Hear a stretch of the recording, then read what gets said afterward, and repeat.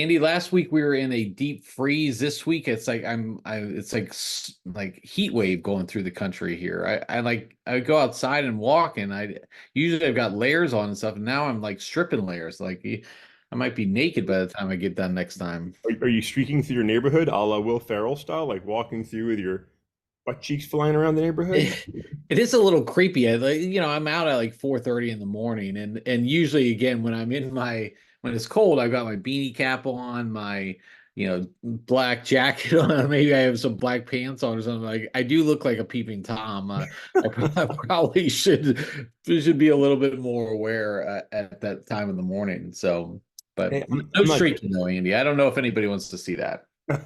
not at 4 in the morning at least. Maybe it's a nice 60 degrees here, enjoying it, and it's no complaints, no complaints about warm weather. Although it's a big muddy mess because all the snow and ice is melted. So but I'll take it. I'm glad to see the snow and ice melt. Yeah, yeah. So, Andy, we were talking about like snowball fights on Tuesday. Do you ever do the paper football or pencil fights? Oh yeah, those were classic. Paper football during lunch, especially, and then pencil fights with bloody knuckles left over from those. Always, those were awesome. Okay, so what was like paper football was always fun. I enjoyed that, folding up the paper and then playing on like your desk or something or Yeah. at the lunch table or whatever. What'd you do for pencil fights? So pencil fights, there's two important parts of that. So there's the actual pencil fighting, right, where you know person A, young child A, would be holding his pencil with two hands, hoping that the other person didn't nail their fingers, and then the opponent would have their pencil, and you sort of like pull it back and snap it down on your opponent's pencil, and then you're trying to break the pencil. So that was the basic game, and in the process, you'd invariably smash fingers and be complaining and whining, and tears would flow from somebody. But the best part about those, Dave, just to bring it back, like the best part when I was in elementary school, we had a school store, a supply store. Oh yeah. You could buy, your notebook, your paper, whatever you need. You could get it right there, which was awesome. And the best of the best was they had NFL pencils, and so you That's could right. slowly save up and build your collection of NFL pencils. And then, heaven forbid you should use one of those in your pencil fighting match and break your favorite pencil. And that would happen from time to time. Then they might not have, your pencil in stock next time around, especially for some teams. Like I grew up liking the Niners and the Lions, and you couldn't get those all the time because they weren't the local team. So there was a lot of fun. We loved our pencil fighting. It was a lot of fun, and table football, and it should be noted, table basketball with a quarter. Right, you'd flip your quarter, take a shot against your opponent's belly as a backboard. Those were all fun. How about you? Did you guys pencil fight? Yeah, we did pencil fight, and the part you're talking about is pulling the pencil back, and you're trying not to break your pencil, That's right. like trying to get enough, like energy going forward. Now, were you allowed to take the eraser part out and like make Edge. the metal part like an axe at the end of Yeah, yours? this Yeah, was controversial. There would be yeah, those that supported and those that objected. I can't remember if there was a definitive rule, but I know it definitely occurred. You'd have those like edged weapons at the time, and those were dangerous things, man. If that thing missed and snapped a finger, it could hurt quite a bit.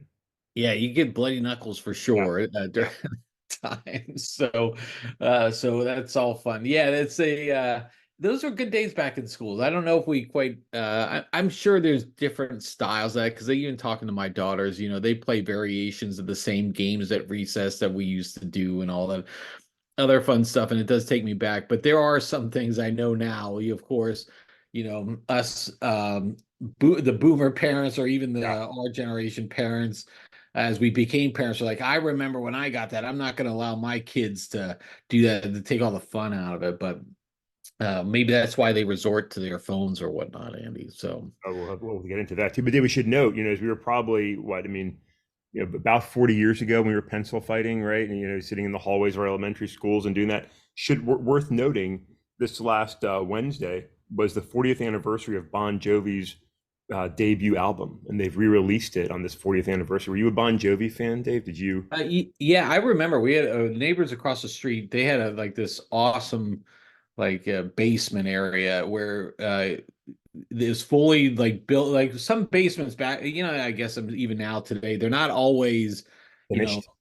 finished, right? And so so they had a finished basement with this like back room area, and we would go back there and listen to, yeah, Bon Jovi when that came out. The Bangles were great at that Yeah, time. The yeah. Beastie Boys first album or big albums were coming out, and you would just go down. We would go down there and listen to that. But yeah, Bon Jovi, that first album, and then he followed it up with some great stuff afterwards. Yeah. Yeah, really enjoyed the height of big hair, right? And all that other fun stuff. Big hair, yeah, absolutely. 1984, but 40 years since "Shot Through the Heart" came out, and that, and I mean, it's hard to believe when I saw that. So I thought it was pretty cool they re-released it and put some additional things on it you can enjoy if you're a Bon Jovi fan. And they're fun. My wife and I saw a Bon Jovi cover band at one of our local theaters here last year, and it was a lot of last year, the year before, maybe. It was a lot of fun. They're fun music, and whether it's actual Bon Jovi and Richie Sambora, or if it's just a cover band, it's still a lot of fun to enjoy those tunes. So happy anniversary to Bon Jovi. I'm glad your fingers are okay on this morning, Dave. I'm glad that you're not hurting yourself pencil fighting this morning. But what else Yeah. is going on? What else is going on? Well, let's talk a little bit about like digging into the phones thing. I saw an interesting, well, you pulled out a couple interesting articles um, about all of a sudden these social media companies are starting to have like concerns about what the content on their platforms and the impacts it could have on youth. And I think you'll remember a couple of years back, there's some big leaks about, Facebook or whatever they're called now, Meta and some of the other companies. They know the content they're putting out there is not appropriate for certain age groups, yet they continue to push towards that. They know that spending time on screens is not healthy in the long term for some of these individuals, and yet they continue to do it all for the almighty dollar, right? Of course, but now Meta is coming out and saying, they're putting in new stricter messages for teens on Instagram and Facebook. And I'll just read this, Annie, because I think it's just important. But like, we're building on our work to provide age appropriate experiences for teens and to make it simpler for parents to shape their teens' online experiences. We're taking additional steps to protect teens from unwanted contact by turning off their ability to receive messages from anyone they don't follow or aren't connected to by default. And before a teen can change Instagram settings, they will now need approval from their parents through Instagram's parental supervision tools. Um, New York City has started to take some harder stance on this as well. The mayor declaring a couple things on their side.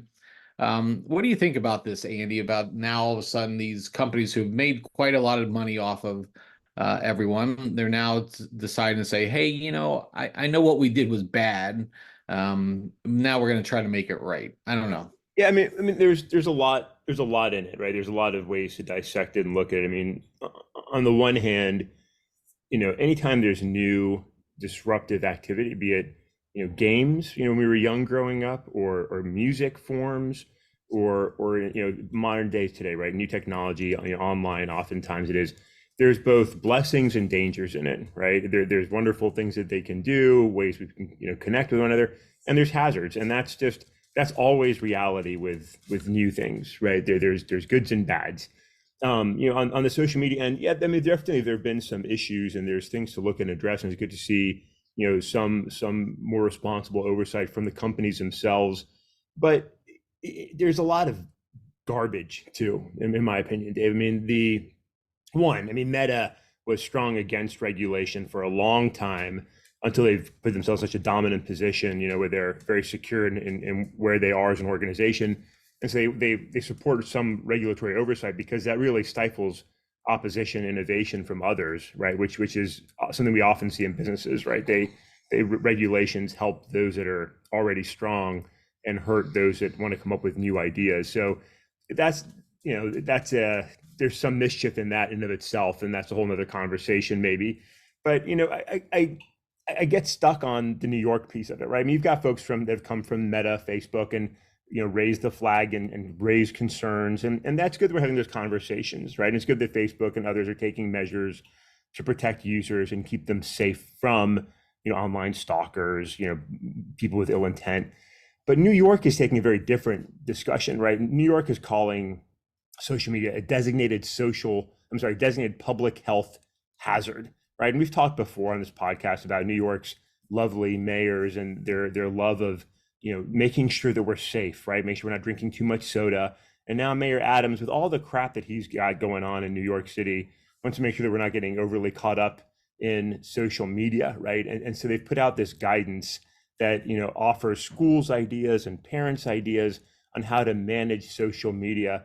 And I'll be honest, Dave, like it pisses me off because, like, I don't care what Mayor Adams thinks of social media use any more than I care what, on the flip side, officials in Oklahoma who want to ban pornography because they think it's evil and bad.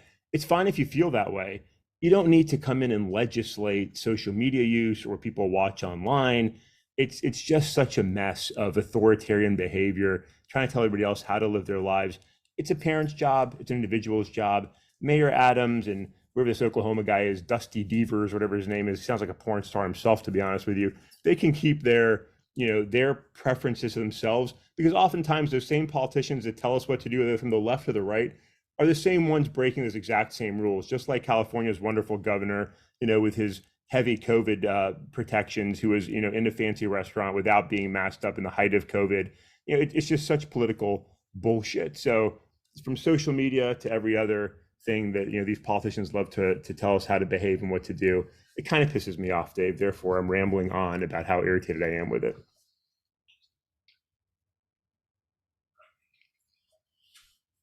Yeah, this is the amazing technology when you go on mute and then you don't unmute yourself. I had a sneeze, Andy, coming. I wanted to go on mute and the sneeze never came and all that great and wonderful things. So yeah, I think it's interesting, like save us from ourselves Yeah. type of mentality that like I just it just tires me out because again, it's not like all of a sudden there's some grand revelation that some of this stuff was out there, and yet now we're going to say that. And it's I don't know. I get tired of hearing like the self-righteousness come out, and Yeah. now you're the and that just it just drives me crazy.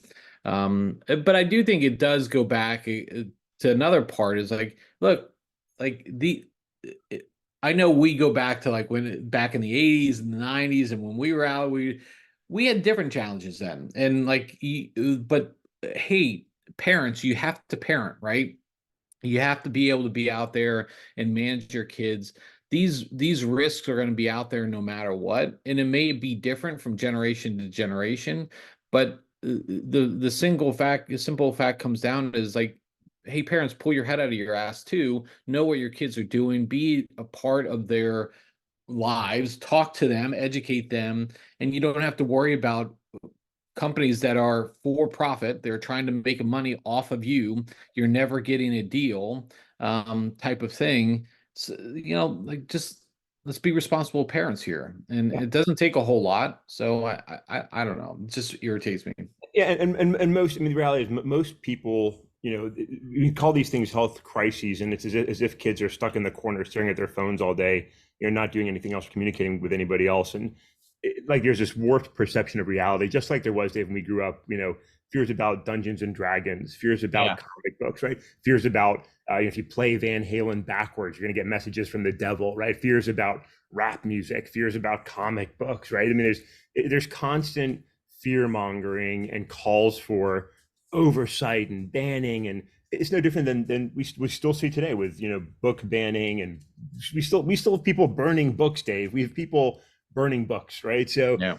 we see this kind of thing all the time, and you're right. It ultimately, parents have to be engaged with their kids. That's responsibility, and ultimately, kids are going to do things they shouldn't do, and they're going to be exposed to things at times they maybe aren't ideal for them to be exposed to, and that's part of stumbling through growing up and learning. And there's a process there, right? So I don't object to people raising concerns and having conversations and saying what they believe in, like and don't like that's all good and healthy. I just don't care for it when it comes from Eric Adams or I can't remember this guy's name, Dusty Devers. Dave, if that's not a porn star name, for God's sakes, come on. Like, and listen, on the porn things, I've got to get stuck on this one.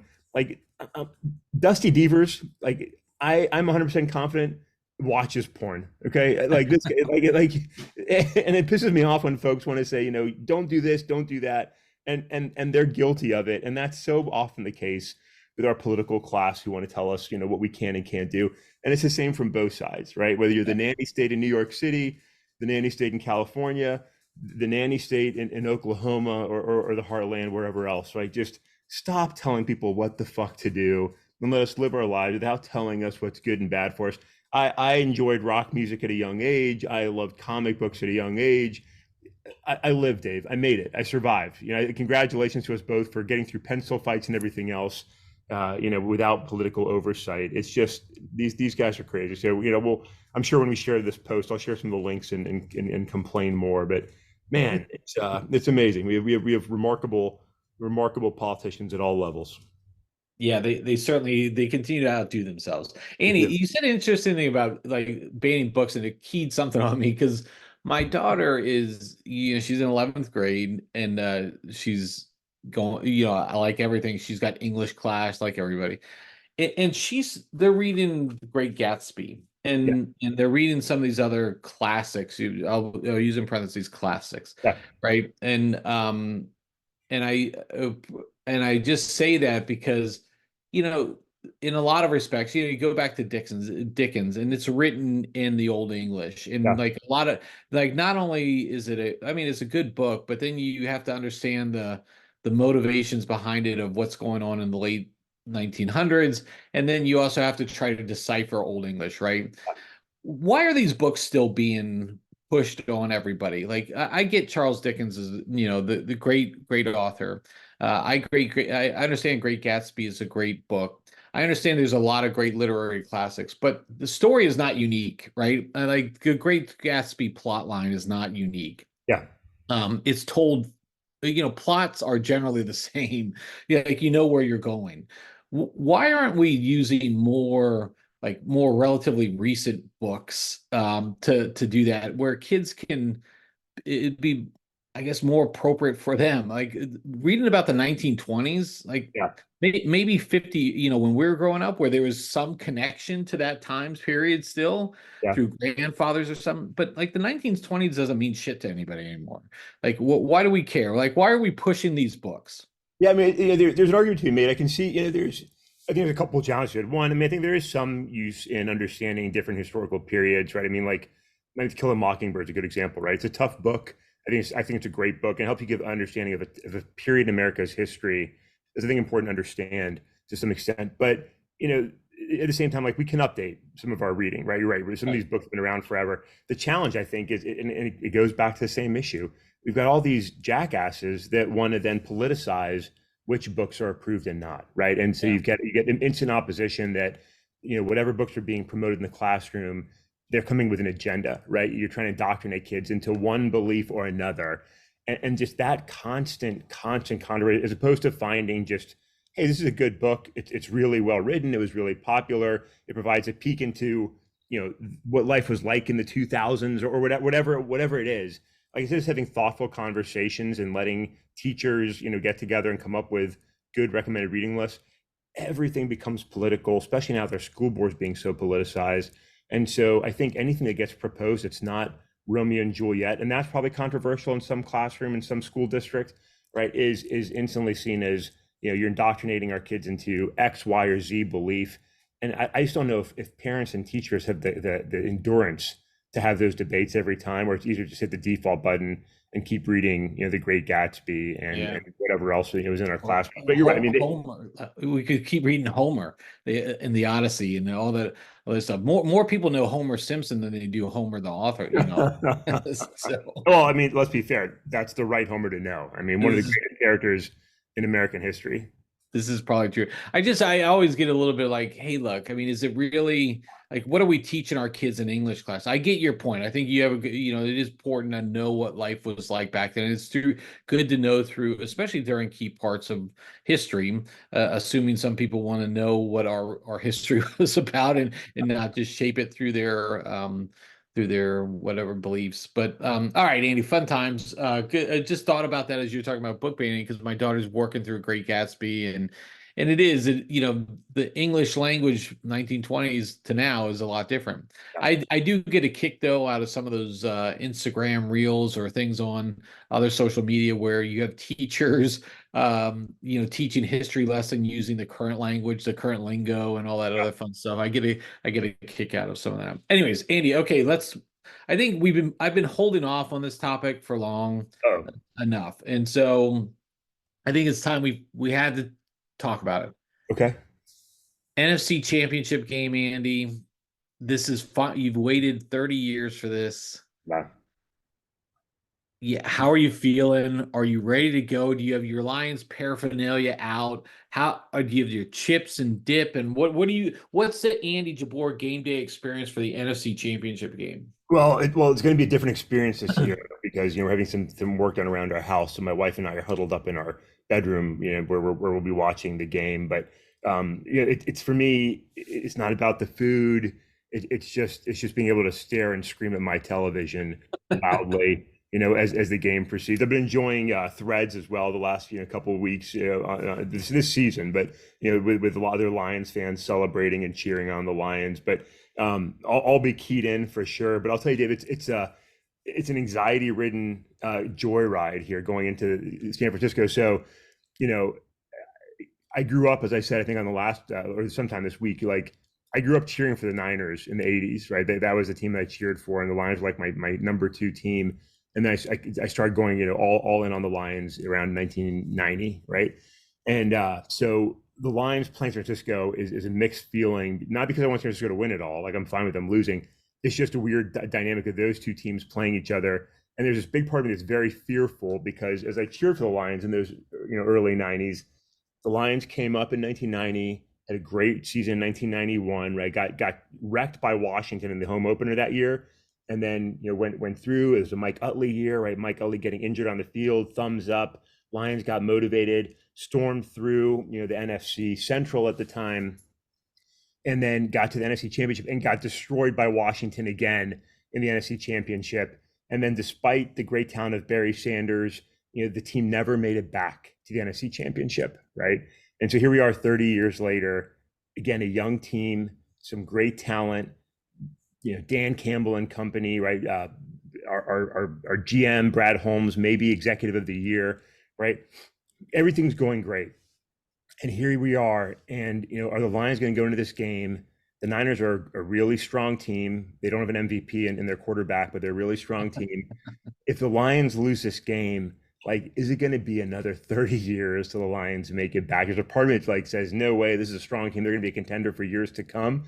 There's part of me that's like, oh man, is this going to be another, peak and sink type experience? And you look around the NFC North right now, there's a lot of good teams, there's a lot of talent, a lot of up and coming players.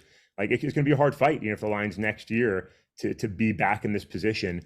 And so I just there's a part of me that's really worried, but I'm trying to put that aside, just enjoy the experience. And the Lions are 7-point underdogs going into San Francisco.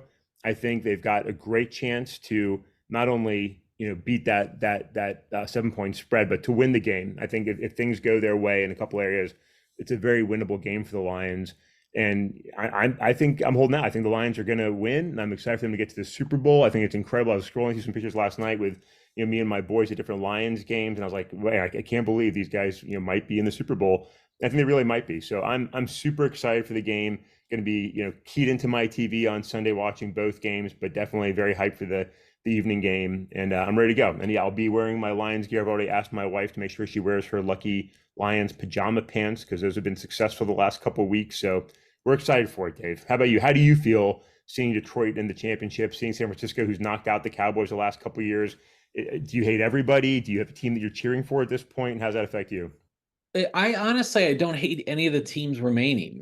So for me, it's going to be, look, I think I would like to see, I spent a lot of time in Baltimore. I grew up in the Virginia area, it's pretty well known. I mean, and I hated the Redskins or the Commanders or whatever, the Washington football team. But when I was in Baltimore, grew a connection with the Ravens, so I do cheer for them. But I wouldn't hate it if and I did. I had the opportunity to go to their Super Bowl in 2012, and that was a great experience with some friends. But I wouldn't hate it if Patrick Mahomes won because I think he's great. When you see generational type of quarterbacks like that, I think it is great. That's why it was so hard with Brady, is because like he was so awesome, and it's clear now you can really see the impact a quarterback like him has. So like I like Patrick Mahomes, so I don't mind there. San Francisco, I don't hate them. I mean, I like Shanahan. Purdy is Purdy. I like Christian McCaffrey, but I would like to see the Lions win. I mean, I think just for like this is a city, like the story is great. Yeah. I think that has been a really downtrodden team for so long. And I think this is what really separates football from all the other sports. In basketball, you can't tell me that like mediocre teams have the opportunity to be really good here. It's really the top teams who are willing to spend a lot of money get there. In baseball, you had the Dodgers spend $1 billion this offseason, $1 billion on two players, Andy. And my Orioles spent $12 million on a reliever, and they were a 101 win team last year because why? Nobody wanted to, sign with Baltimore for some reason. And or the owners didn't want to spend that money, even though they're making gobs of money. So that's why I think football is so great. Every team legitimately does have a chance. Yeah. Look at Houston this year. Nobody thought they were going to be good at all, and they make the playoffs. I mean, they had a legitimate shot, and look, they were not as good as the Ravens, but they could have still won. Yeah. I mean, so it's not impossible. The Bucks, the same thing. I mean, they were supposed to win like 3 games with Baker Mayfield, and yet they won, and they were very competitive and almost they were right there with the Lions. So that's why I love football. I would love it if the Lions were in it for you, Andy, but also for the city. And I think it just is. So I'll be rooting for just good games, but I will be pulling for probably the Lions and the Ravens. But if the Niners and the Chiefs win, okay, that'll be a decent game. Actually, what am I saying? Screw the Niners. Anybody but the Niners. I tried, Andy. I tried. Anybody but the Niners, I'd be happy. I think I think there's good stories in all four of these teams, to be honest. And I think I think there are some people that are starting to hate the Chiefs because they're consistently winning, but they're an incredible team to watch. Yeah. Patrick Mahomes, he's just a phenomenal player. And I mean, and I like Andy Reid. I like Kelsey. I like that whole squad. Their young running back is doing really good. I think Pacheco. Like they're fun to watch. And the Ravens. I mean, Lamar. The guy that any team could have signed this offseason, right? I mean, imagine you're the Jets right now, or you're the Panthers right now, or any team that could have just thrown money at Lamar and signed him, and nobody touched him, and he just sat there. And Baltimore finally signed him, and look what he has done. So like the Lamar, I don't think it's the revenge tour, but just the Lamar. What the hell were you all thinking? Not signing me tour. Like, even though I've never been a Ravens fan, I love seeing Lamar just own the NFL this season because he's awesome to watch. And then, of course, the guys here, the Lions are the Niners, but the Niners are like they're a very good team. And I do like Shanahan. I like what they've built there. It's a strong program. I hope the Lions go in and shock them and smash them and get a big win. I think it's possible. But all four are likable teams. It's going to be a fun playoff weekend. It's going to be a good Super Bowl, I think, no matter what. So yeah, it'll be fun watching. And Dave, just worth noting, some really interesting hires in the NFL too. I mean, coaching jobs are going fast, and Bill Belichick has not been hired. You mentioned Tampa; their young offensive coordinator was just hired. I think there's a very interesting story in that in Carolina. I think there's a whole lot to dissect there. But some interesting things happening. I'm hoping that all the jobs get filled before Ben Johnson becomes available, so the Lions don't have to lose the guy. But I know that he's going to end up in one of these jobs here pretty soon. So I think Ben Johnson has a good chance of ending up in Seattle, maybe Washington. But I think definitely the coaching is really interesting to watch too. So as soon as these next couple playoff games are done, we're going to see some final coaching hires, and that's going to be fun to watch too. Yeah, I do think the Bill Belichick part, and I didn't see Vrabel didn't get hired yet either, did he? Not yet. No, not yet. He's out there too. Yeah, I think this is going to be a repeat of like the Lamar or Jackson thing from last year's. There's going to be teams next year that are going to be like, you could have gotten Bill Belichick or Mike Vrabel, and you decided to go with whoever. Like you had a team that was ripe to go make a run here, and you didn't. And everybody should be kicking themselves for Lamar Jackson. I don't know if there was some sort of collusion with the owners to say, hey, don't pay this guy, or it's going to set a bad precedent or whatnot. But Like if I'm Atlanta, I'm like, why didn't like he want? There was a lot of buzz about him going to Atlanta, and then nothing happened. I'm like, and you were like, hey, we're cool with Ritter, we're cool with Yeah, we're set. We have all we need. Yeah, I mean, look, yeah, I'm a big Jared Goff fan. I think he's a great quarterback for Detroit. But I mean, I'll be honest. I was on board. I was like, hey, if Lamar's available, like sign Lamar. Like yeah, yeah, you automatically get more wins with that guy on your team. And you know, I think it was crazy. I think it was an owner's decision. I think after what happened with Houston and Cleveland, I don't think anybody wanted to pay a high profile quarterback that much money again. Mm. But it wasn't the same situation, right? In a completely different situation. Baltimore won. The rest of the NFL lost. The rest of the NFL is paying for it. And I think Lamar Jackson is in a good position to say, I told you so. And I think that's pretty good. yeah, yeah. All right, Andy. Well, that concludes a good day's worth of topics. It concludes a good week, and I'm excited for you this weekend.